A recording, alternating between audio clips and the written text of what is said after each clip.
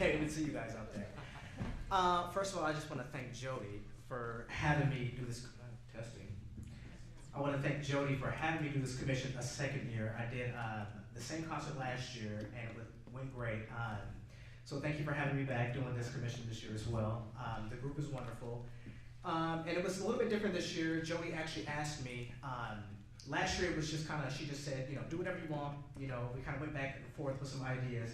This year she was a little bit more specific, and she said, I would love to see you incorporate a spiritual, being that this is an African-American concert. So, it was a little bit more of a challenge for me this year.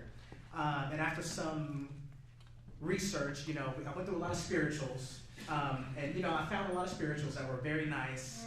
But then I started thinking, you know what? Even though these spirituals are nice, I want to use something that everybody knows, You gotta know it. So I actually chose Swing Low just because that's obviously something probably every single one of you in this audience has heard before. So I used that as a kind of like a foundation. I didn't really want to just rewrite the song, kind of take the melody and just reharmonize it like so many people do. So this composition, each piece is an original composition, but the spiritual really is like intertwined in the actual piece. So you got to use your ears because sometimes it's a little bit hard to hear where the actual spiritual comes into play. So I'm challenging you all as an audience. But what I did was, thank you.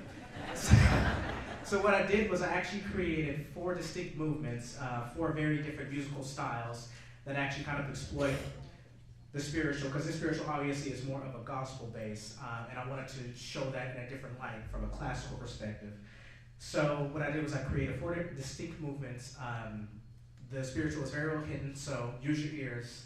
And this is actually a world premiere for me as well. Last year I actually got to hear the piece before it was performed. This year I was unable to make the actual rehearsal, so I'm just as excited as you guys because I have not heard it yet.